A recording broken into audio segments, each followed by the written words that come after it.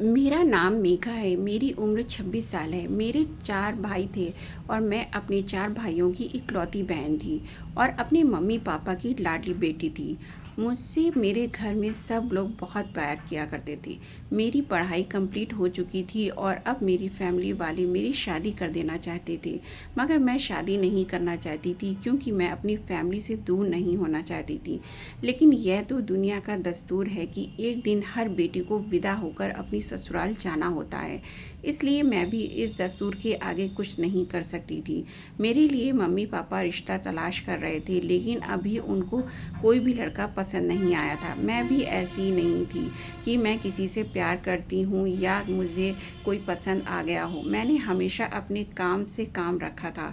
यही वजह थी कि मेरे परिवार वाले मुझ पर बहुत ट्रस्ट करते थे, क्योंकि मैंने हमेशा उनके भरोसे का मान रखा था। कई जगह से मेरे लिए अच्छे रिश्ते आए थे, मगर कुछ जगह ऐसा होता था कि मेरे पापा या मम्मी को लड़का पसंद नहीं आता था। उन लोगों की डिमांड थी कि उन्हें अपनी बेटी के लिए ऐसे रिश्ते की ज़रूरत थी जो हर तरह से अच्छा हो, देखने में भी अच्छा हो, पढ़ा लिखा हो, उसका घर अच्छा हो, बिजनेस अच्छा हो, हर बात में बिल्कुल परफेक्ट हो। और ऐसा रिश्ता अभी तक मेरे मम्मी पापा को नहीं मिल रहा था, क्योंकि किसी न किसी लड़के में कोई ना कोई कमी निकल ही आती थी। फिर एक दिन मेरे पापा ने मेरे लिए एक लड़के को सेलेक्ट किया। यह लड़का मेरे पापा की पसंद का था, क्योंकि वह मेरे पापा के स्वर्गवासी बिजनेसमैन दोस्त का बेटा था और वह अभी अभी लंदन से अपनी पढ़ाई कंप्लीट करके इंडिया आया था। यहाँ आने के बाद उसने अपने पापा का बिजनेस संभाल लिया। घर में सिर्फ उसकी माँ, एक कुंवारी बहन और एक छोटा भाई था। मेरे पापा का कहना था कि यह लड़का उन्हें बहुत पसंद है और बहुत अच्छा भी है, इसलिए पापा ने इस लड़के की मम्मी से मेरे रिश्ते के लिए बात की थी। कुछ दिन इसी तरीके से गुजर गए। पापा लड़के की फैमिली से रिश्ते की बात कर चुके थे और पापा के दोस्त की पत्नी ने कहा था कि वह हमारे घर जल्द ही मेरा रिश्ता लेकर आएंगे, क्योंकि उन्होंने मुझे पहले ही देखा हुआ था। और फिर जब लड़के की मम्मी हमारे घर आई तो आते ही उन्होंने मुझे शगुन की अंगूठी पहना दी थी और कहने लगी थी कि अब हम इंगेजमेंट करेंगे और उसके बाद जल्द ही शादी कर देंगे। लड़के का नाम कार्तिक था। देखने में बहुत ज़्यादा स्मार्ट था। मुझे लड़के की फ़ोटो दिखा दी गई थी। मुझे वह पसंद आया था। मुझसे मेरी मर्ज़ी पूछी गई थी तो मैंने हाँ में जवाब दे दिया था। मेरी पूरी फैमिली इस रिश्ते से बहुत खुश थी, मगर कहीं ना कहीं मुझे अपना घर छोड़कर जाने की फ़िक्र हो रही थी कि आप मेरी शादी हो जाएगी तो मुझे यहाँ से जाना होगा और मेरे घर वाले मुझसे दूर हो जाएंगे। और फिर कुछ दिनों बाद मेरी बड़ी धूमधाम के साथ शादी की गई थी। उसके बाद मैं विदा होकर अपनी ससुराल आ गई। मुझे भी कार्तिक बहुत पसंद आया था। कार्तिक ने अपनी पढ़ाई कंप्लीट करने के बाद अपने पापा के पूरे बिजनेस को अपने कंधों पर ले लिया था, क्योंकि इससे पहले उसका बिजनेस उसकी मम्मी चलाया करती थी। अब उसने अपनी मम्मी से कहा था कि आप घर पर बैठकर आराम करो, बिजनेस की देख रेख मैं करता हूँ। मेरा छोटा देवर अभी पढ़ाई कर रहा था। उसे अपने पिता के बिजनेस में कोई इंटरेस्ट नहीं था। वो तो वकील बनना चाहता था। शादी के बाद का पूरा एक हफ्ता मेरा बहुत अच्छे तरीके से गुजरा था, क्योंकि मेरे पति मेरे साथ था। लेकिन जब शादी के बाद एक हफ्ता पूरा हो गया तो मेरे पति को अपने काम के सिलसिले में अर्जेंटली मुंबई जाना पड़ गया, इसलिए मुझे उनके बिना रहना पड़ा। मैं अपने पति से मना कर रही थी कि आप मुझे अपने साथ लेकर चलो। मेरे पति ने कहा, ऐसे मैं तुम्हें अपने साथ कैसे लेकर जा सकता हूँ? कुछ ही दिनों की बात है, मैं जल्द ही आ जाऊँगा। मुझे घर आने में सिर्फ 20 दिन ही तो लगेंगे। मैंने अपने पति से कहा, लेकिन मैं आपके बिना यहाँ कैसे रहूँगी? वह कहने लगा, कैसे रहोगी क्या? मतलब है, यहाँ पर तुम्हारा ख्याल रखने के लिए मम्मी हैं, मोहिनी है और मेरा छोटा भाई है। वह सब लोग तुम्हारा ख्याल रखेंगे और अभी हमारी शादी को दिन ही कितने हुए हैं। अभी तुम यहाँ नई नई हो, तुम्हें यहाँ किसी चीज़ की कोई परेशानी नहीं होगी। मैंने अपने पति से कहा, अगर 20 दिन की बात है तो मैं 20 दिन के लिए अपने मायके चली जाती हूँ, क्योंकि मैं यहाँ आपके बिना अकेली नहीं रह सकूँगी। मेरे पति ने कहने लगा, यह तुम कैसी बातें कर रही हो, तुम अभी नई नवेली दुल्हन हो। मैं तुम्हें 20 दिन के लिए अगर मायके छोड़ दूँगा तो तुम्हारे मायके वाले क्या सोचेंगे कि हमारी बेटी को अभी से ही हमारे घर भेज दिया। तुम यहीं रहो, मैं तो अपने काम के सिलसिले में जा रहा हूँ। जैसे ही मेरा काम पूरा हो जाता है मैं वापस आ जाऊँगा। अब यही तुम्हारा घर है, इसलिए तुम अपने ही घर पर ध्यान दो तो बेहतर होगा। अपने पति की बात सुनकर मैं खामोश हो गई थी। मेरा मूड ऑफ हो गया था। बात ये नहीं थी कि मुझे यहाँ पर रहना नहीं था, बात ये थी कि मुझे अपने पति के बिना यहाँ नहीं रहना था। मेरा उदास चेहरा देखकर मेरा पति मुझे मनाने की कोशिश करने लगा और कहने लगा, अच्छा तुम उदास नहीं हो, मैं मम्मी से बात करता हूँ, उनसे पूछ कर देखता हूँ। अगर उन्होंने तुम्हें मायके भेजने की परमिशन दे दी तो मैं खुद तुम्हें तुम्हारे मायके छोड़ कर आऊँगा। अपने पति की बात सुनकर मैं खुश हो गई थी, क्योंकि मैं जानती थी कि मेरी सास बहुत अच्छी हैं। वह अपने बेटे और बहू से बहुत प्यार करती हैं। वह मुझे मेरे मायके भेज देंगी। लेकिन होश तो मेरे तब उड़ रहे थे जब मेरी सास ने भी मेरे पति की ही कही बात कही थी। उन्होंने कहा था कि अभी नई नवेली दुल्हन है, अगर हम उसे उसके मायके छोड़ देंगे तो उसके घर वाले सोचेंगे कि अभी से ही हमारी बेटी को हमारे घर छोड़ दिया। हम किसी को बातें बनाने का मौका नहीं देना चाहते। उन्होंने मेरी तरफ देखकर कहा, बहू अब यही तुम्हारा घर है, मैं घर की सारी जिम्मेदारी तुम पर डाल रही हूँ, क्योंकि अब तुम घर की बड़ी बहू हो। सारे काम काज तुम्हें ही देखने होंगे। नौकर किस तरीके से काम करते हैं ये सब कुछ तुम्हें अपनी निगरानी में करवाना होगा। मेरे पति ने कहा, देखा ना मम्मी तुम्हारी भलाई के लिए कह रही हैं, और वैसे भी अब तुम्हें अपने घर पर ध्यान देना चाहिए। तुम फिक्र मत करो, मैं जल्दी ही आ जाऊंगा। अब मैं क्या कर सकती थी, इसीलिए मैं खामोश हो गई। और अगले ही दिन मेरा पति मुंबई चला गया। ये 2-3 दिन तो मेरे बहुत बोर गुजरे थे, क्योंकि मेरा मन नहीं लग रहा था। मेरी नंद तो अपनी पढ़ाई में बिज़ी रहती थी, जबकि सास अपनी लाइफ में बिज़ी थी। देवर घर में किसी किसी टाइम आता था। मेरी सास मेरे पति से बहुत प्यार करती थी। उनका कहना था कि मेरा पति उनका बड़ा बेटा है, इसलिए वह उसे सबसे ज़्यादा प्यार करती हैं। मेरे पति वैसे भी अपनी माँ का लाडला था, अपनी माँ की हर बात को मानता था। मेरे पति को गए 2 दिन नहीं गुजरे थे कि सब कुछ बिल्कुल ठीक चल रहा था। कुछ दिन और गुजरे तो अचानक मेरी ज़िंदगी के बुरे दिन आने शुरू हो गए।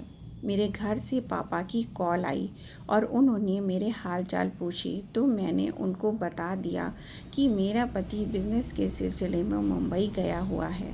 मेरे पापा को यह बात बुरी लगी थी कि अभी मेरी शादी को 1 महीना भी नहीं हुआ और मेरा पति मुझे ससुराल में अकेला छोड़कर मुंबई चला गया है, और वह भी इतने दिनों के लिए। पापा ने कहा था कि तुम हमारे घर आ जाओ, तुमने अपने पति से हमारे घर आने के लिए क्यों नहीं कहा।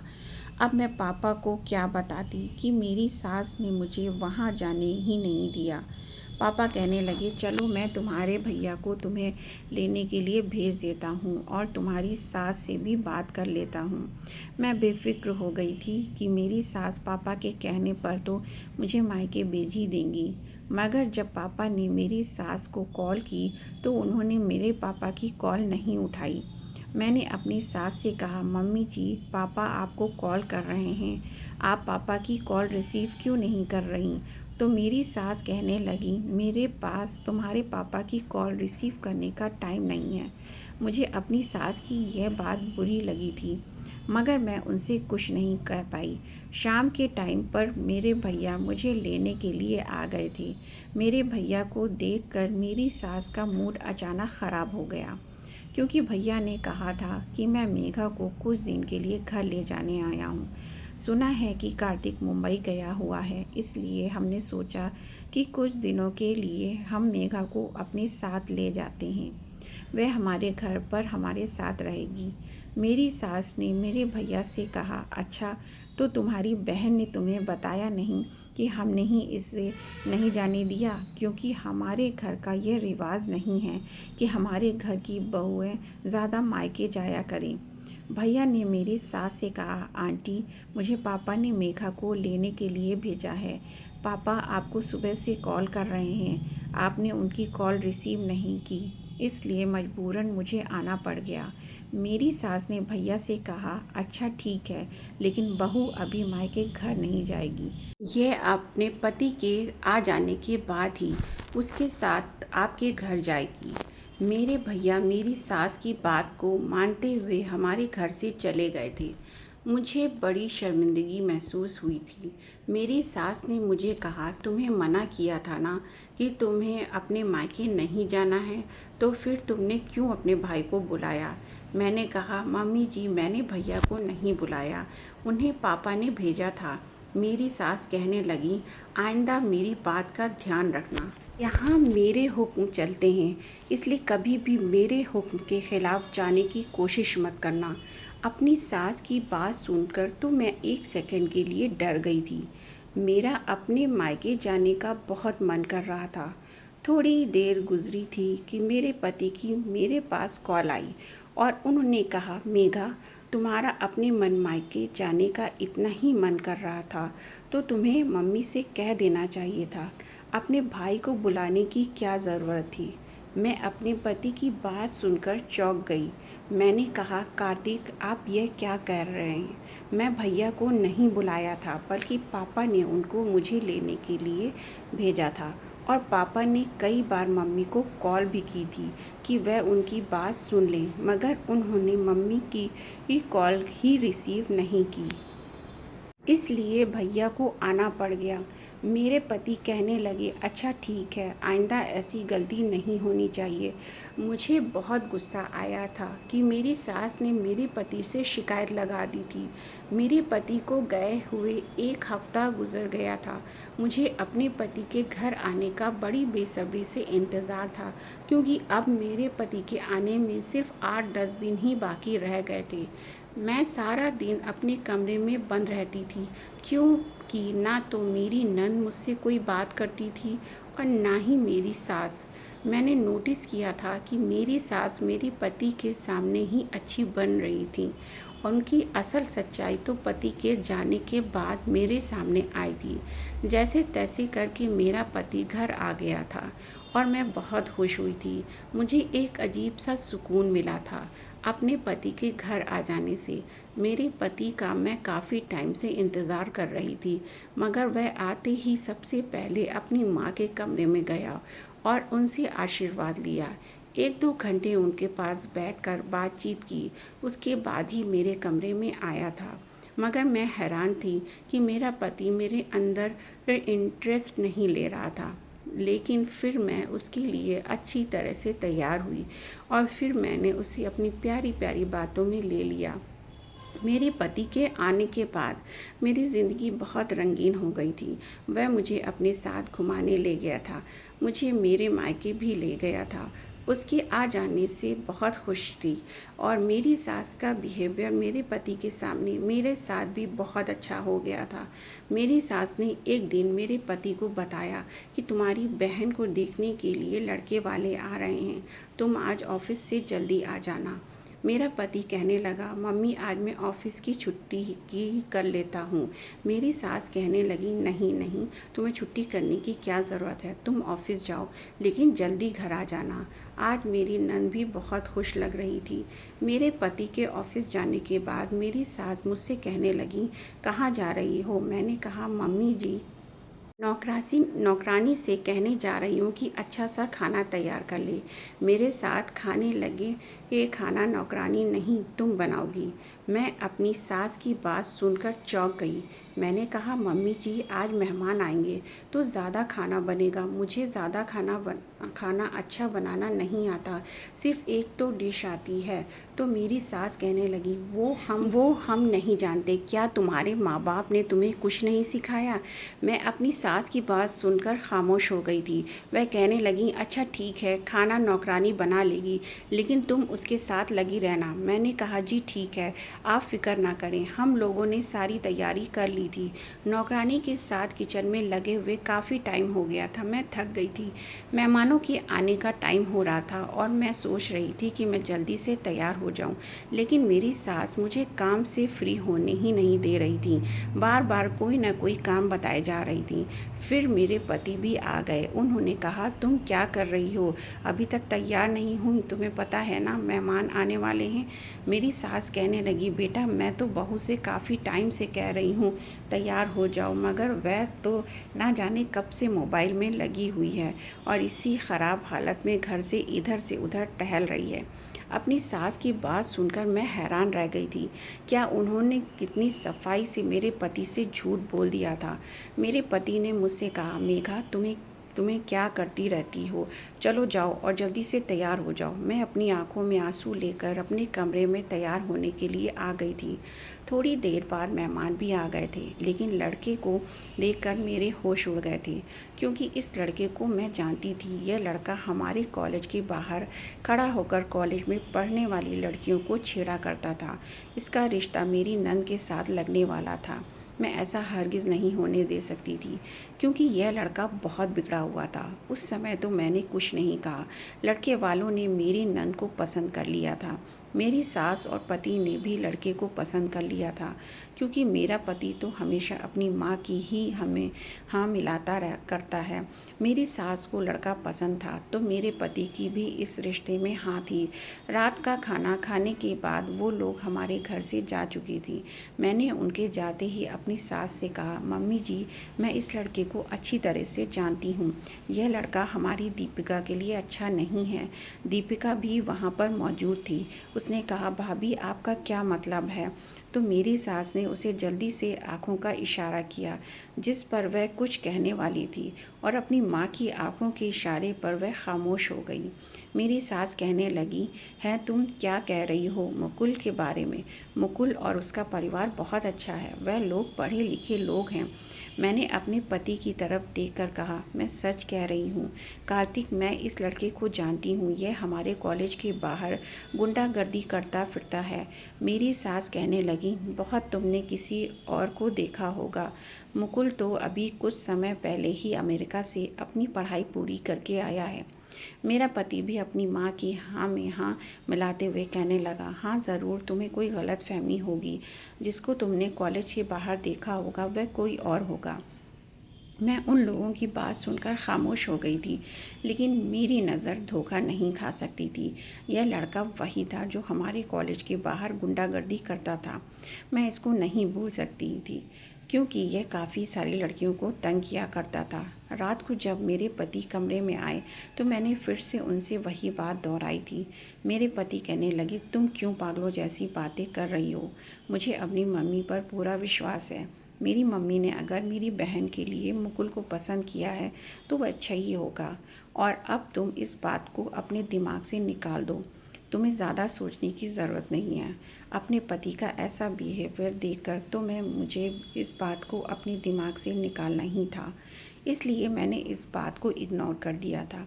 लेकिन जिस दिन से यह बात हुई थी, मेरी नंद मुझसे नाराज़ थी। वो मेरे सामने अगर आ भी जाती तो ऐसे रिएक्ट करती जैसे मैं उसकी बहुत बड़ी दुश्मन हूँ।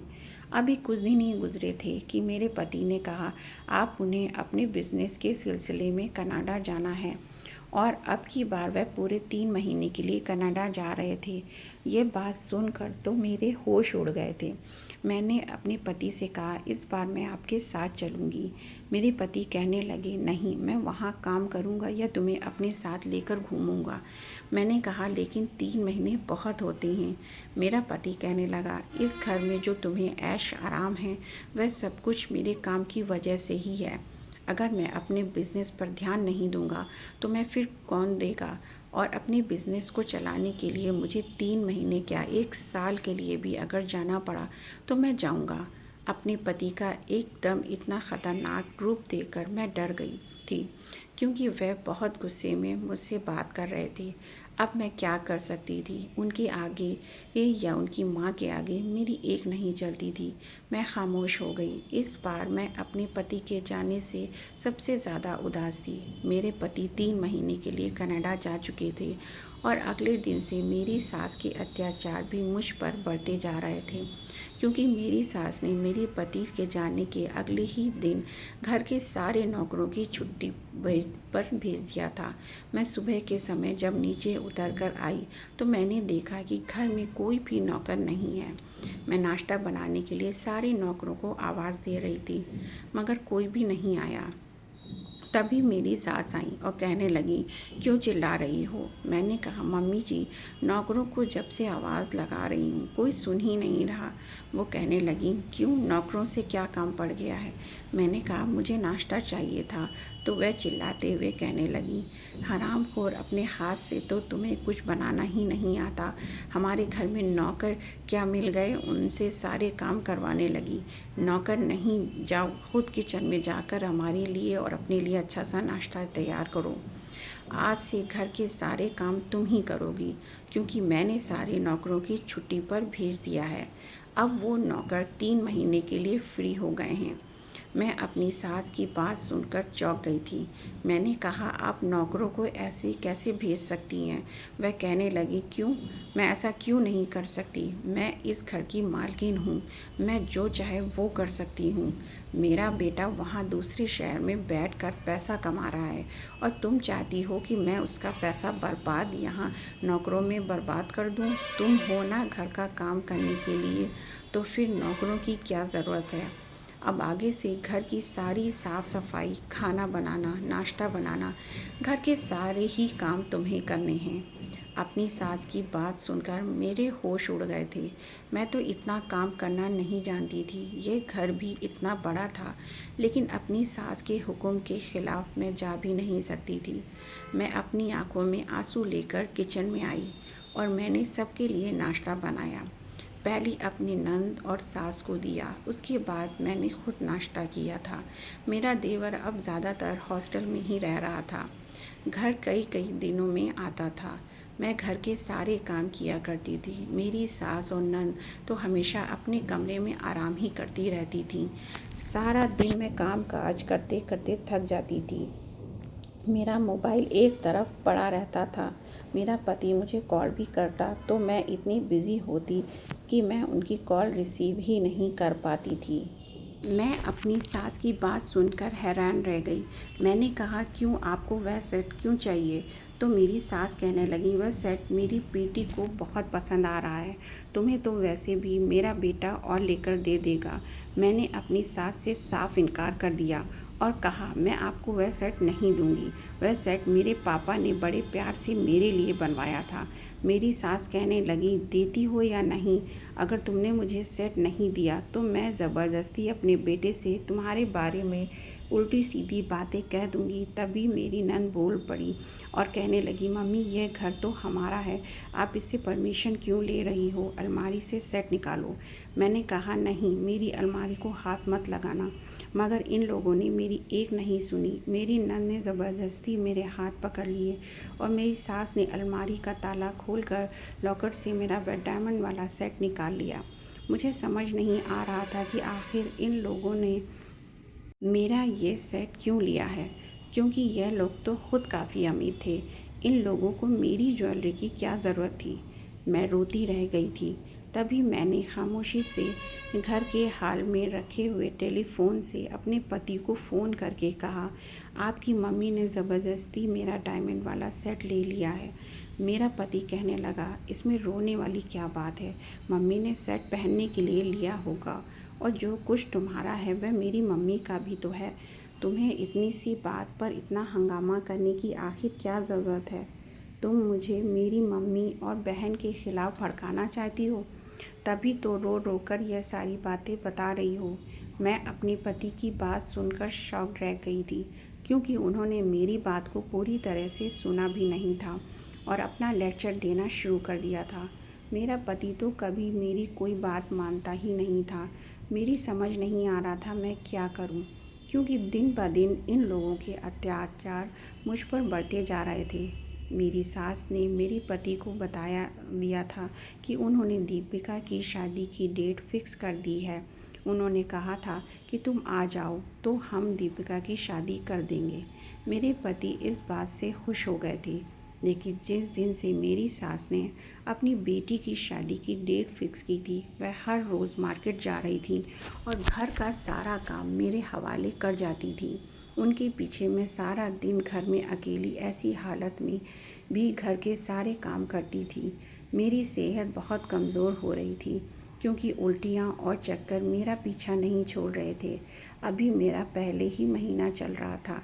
मेरी सास और नंद रोज़ ढेर सारे बैग भर के शॉपिंग करती थीं और आने के बाद उन्हें खाना चाहिए होता था। उनके आते ही मैं उनको खाना सर्व करती ही सो जाती थी, जबकि मुझे घर का काम निपटाते निपटाते रात के 2 बज जाते थे। मैं बहुत परेशान हो गई थी। मेरी हालत को कोई भी समझने वाला नहीं था। एक दिन मैंने सोचा कि मुझे ये सब कुछ अपने मम्मी पापा को बता देना चाहिए, वही कुछ करेंगे। लेकिन बात करने के लिए मेरे पास मोबाइल नहीं था, और जिस दिन मैं घर के टेलीफोन से अपने पति से बात की थी, यह बात भी मेरी सास को पता चल गई थी। इसलिए उन्होंने घर का टेलीफोन भी हटवा दिया था।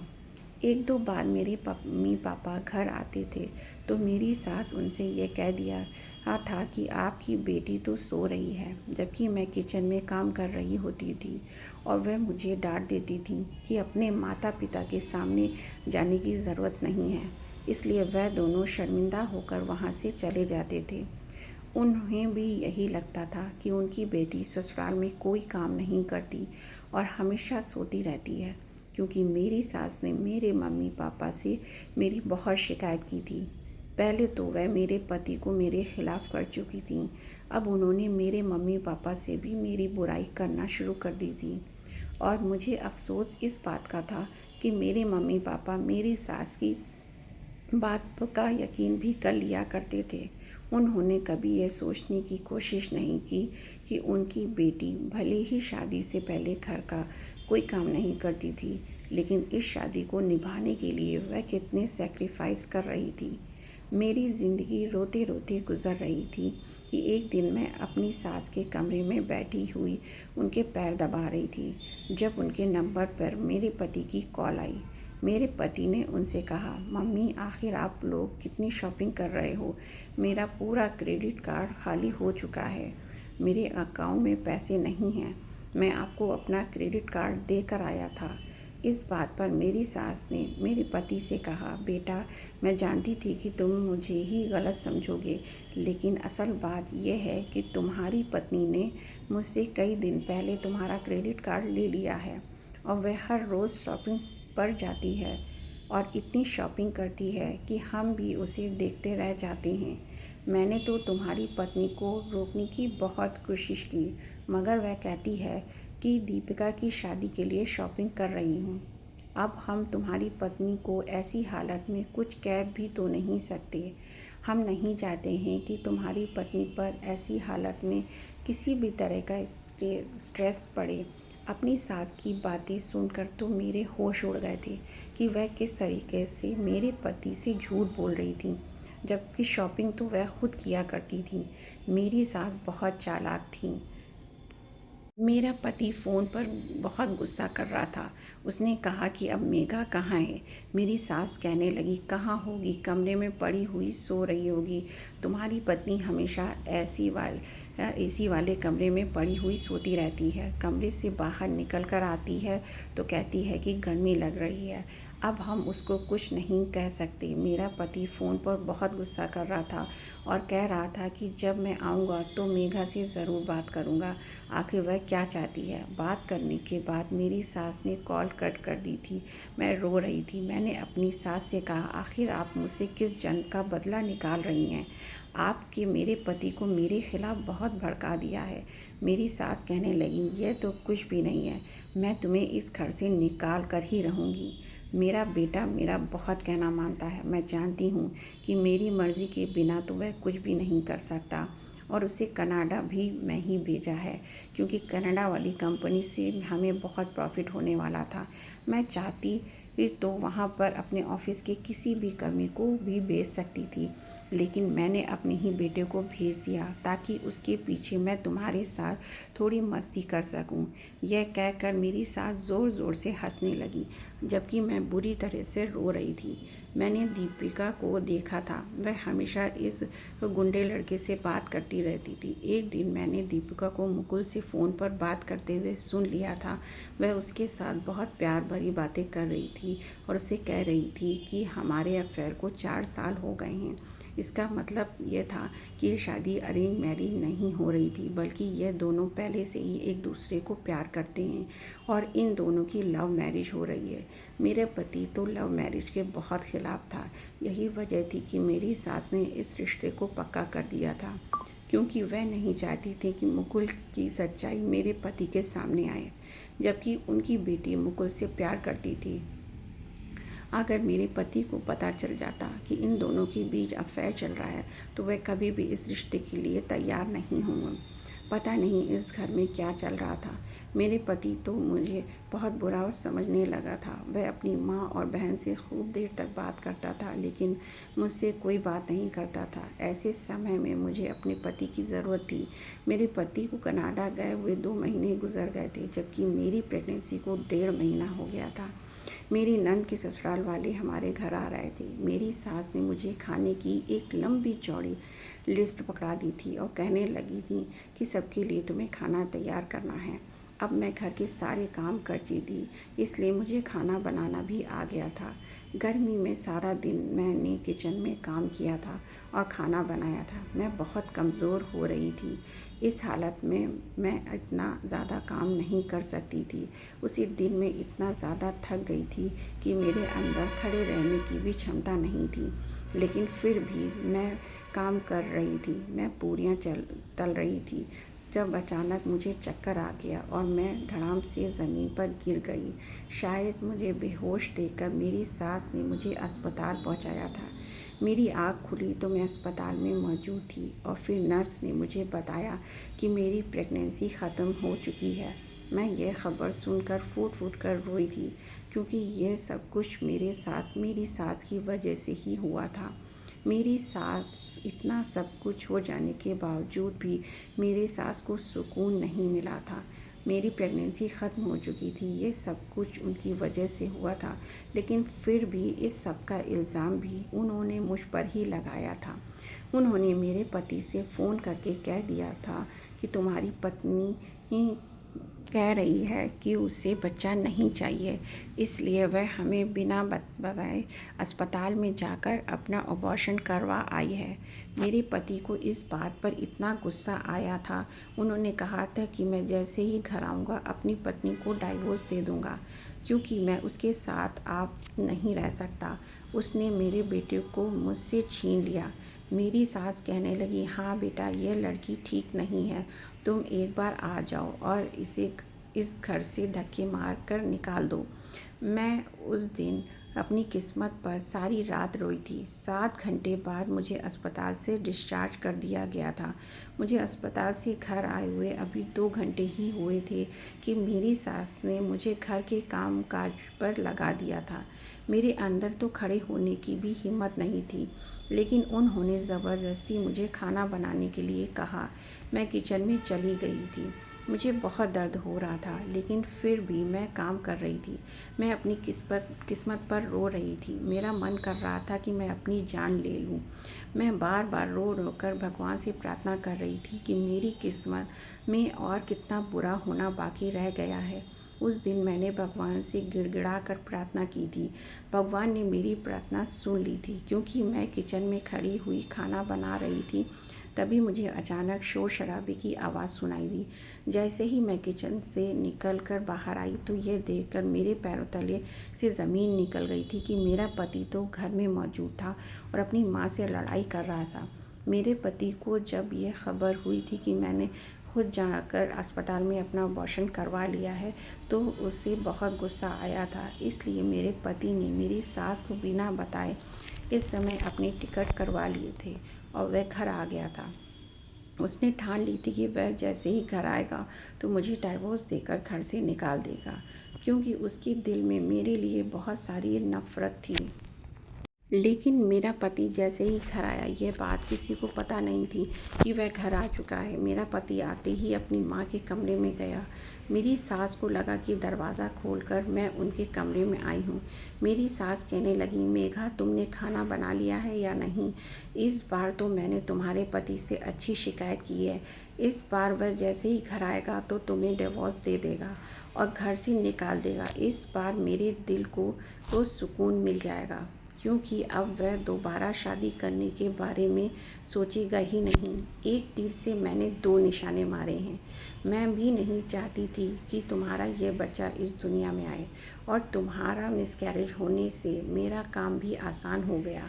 जल्दी से खाना बना लो, ज़्यादा नखरे दिखाने की ज़रूरत नहीं है, वरना फिर से कार्तिक से तुम्हारी कोई ऐसी शिकायत कर दूँगी कि अब की बार उसे बर्दाश्त ही नहीं होगा और वह फ़ौरन घर आ जाएगा और सबसे पहले ये तुझे इस घर से निकालेगा। अपनी माँ की बात सुनकर मेरे पति ने कहा था कि मैं तो घर आ चुका हूँ मम्मी, शायद आपको नहीं पता कि काफ़ी देर से खड़ा हुआ आपकी बातें सुन रहा हूँ। कार्तिक की बात सुनकर मेरी सास घबरा गई। जैसे ही उन्होंने पलटकर दरवाजे की तरफ देखा तो दरवाजे पर मैं नहीं बल्कि उनका बेटा खड़ा हुआ था। जब कार्तिक घर में घुसा था तो अपनी माँ के कमरे में जाने से पहले वह किचन में आया था, क्योंकि जब वह घर के अंदर दाखिल हुआ था तो उसे खाने की खुशबू आ रही थी। उसे लगा कि शायद किचन में इतना टेस्टी खाना बन रहा है कि उसकी खुशबू से पूरा घर महक रहा है। वह खाने की तारीफ़ करने के लिए ये सबसे पहले किचन में जा रहा था, जब अचानक उसने किचन में मुझे रोते हुए और दर्द में तड़पते हुए देखा। मैं इतनी बुरी हालत में भगवान से प्रार्थना कर रही थी, हे भगवान, मेरे साथ ये सब कुछ क्या हो रहा है?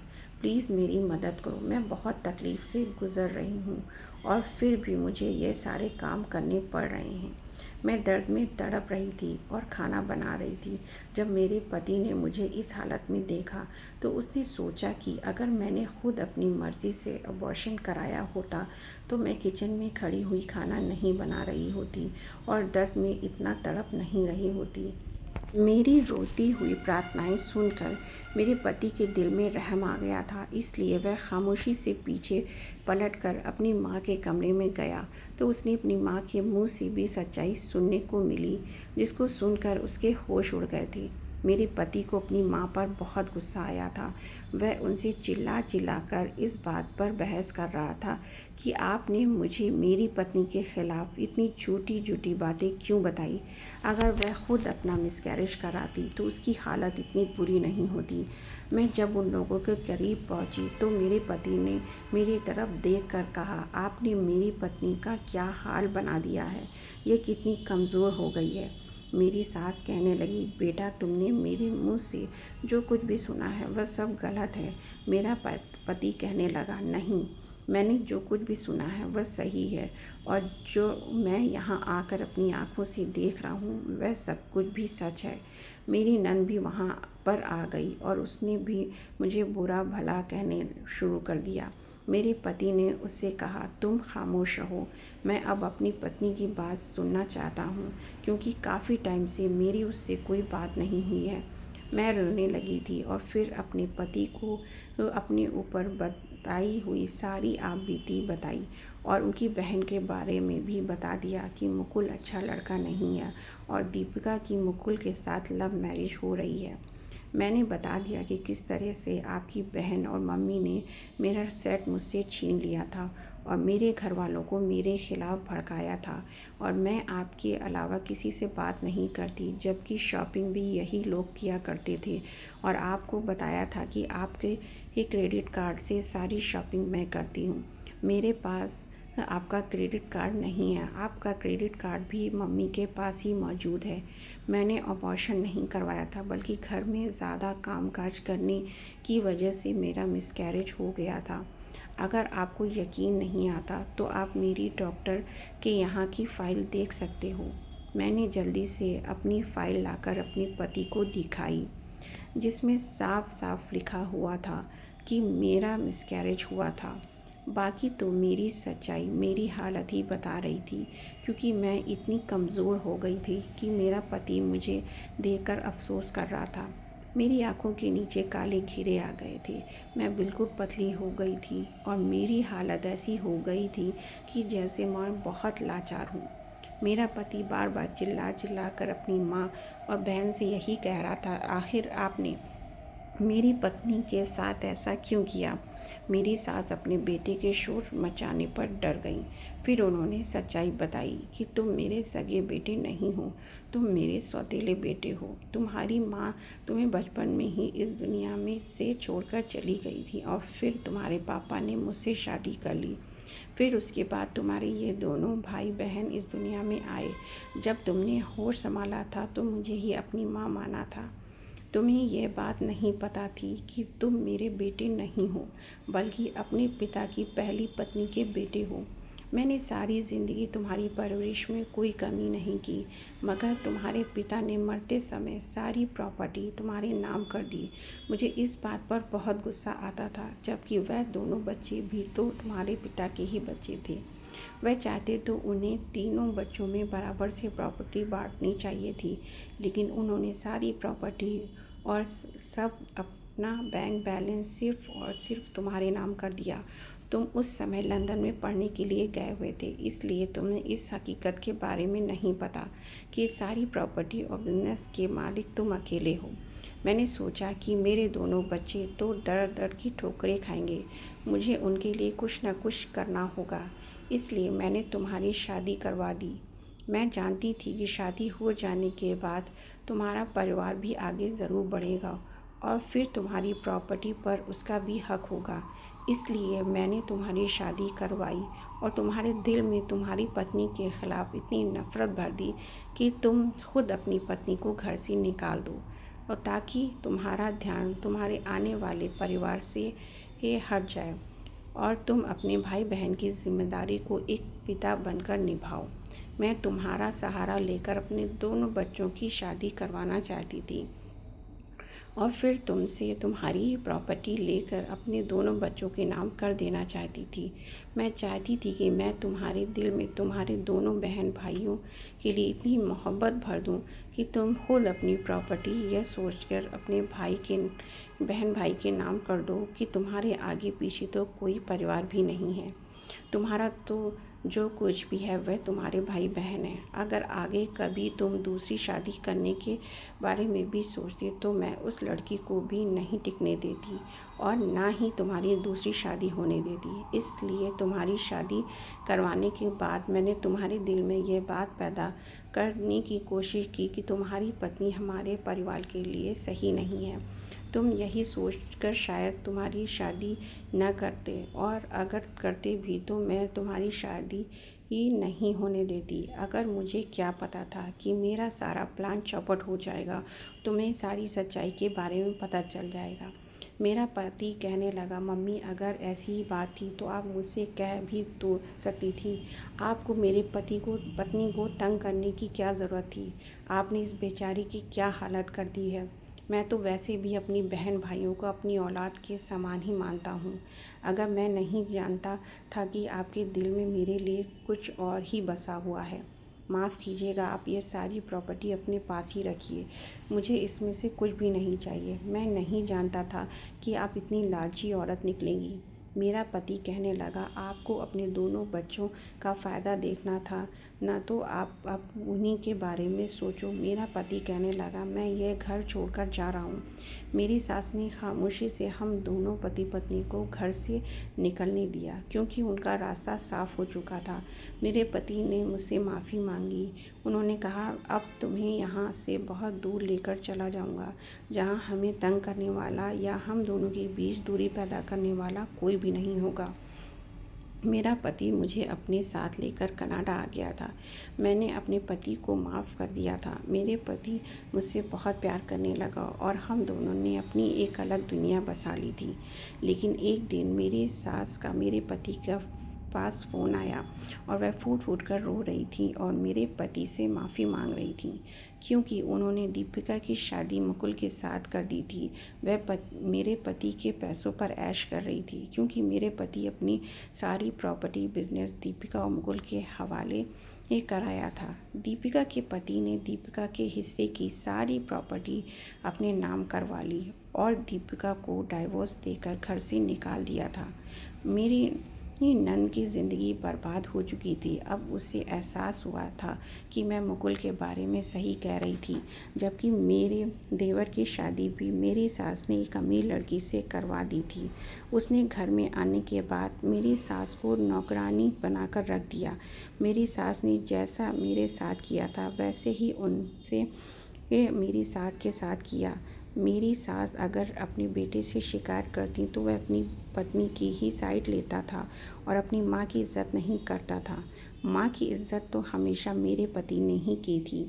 मेरी सास को अब कार्तिक की याद आ रही थी, जबकि उन्हें मेरी याद इसलिए आ रही थी क्योंकि मैंने कभी पलट कर उन्हें जवाब तक नहीं दिया था और उनके अत्याचार में खामोशी से बर्दाश्त करती रही थी। मेरी सास की और मेरी नंद की ज़िंदगी सड़कों पर गुजर रही है क्योंकि उनके बेटे और बहू ने उन दोनों माँ बेटों को घर से निकाल दिया है। वो दोनों अपने किए कि हमसे माफ़ी मांग रही थी, लेकिन मेरे पति ने उनको माफ़ नहीं किया। उन्होंने माफ़ इसलिए नहीं किया क्योंकि भगवान बड़ा करने वाले लोगों को उनकी बुराई का सिला इस दुनिया में ही दिखा देते हैं। वह दोनों कहाँ पर हैं, क्या कहाँ नहीं, ये तो हम नहीं जानते क्योंकि मेरे पति ने पलट कर अपनी माँ को नहीं देखा। आज इस बात को 11 साल हो गए। मैं और मेरे पति अपनी ज़िंदगी बहुत खुशी से गुजार रहे हैं। दोस्तों, उम्मीद करती हूँ आपको हमारी कहानी पसंद आई होगी। कहानी पसंद आई है तो वीडियो को लाइक करें, चैनल पर नए हो तो चैनल को सब्सक्राइब करें और हाँ, नोटिफिकेशन बेल को ज़रूर दबाएं ताकि अगली अपडेट सबसे पहले आपको मिले।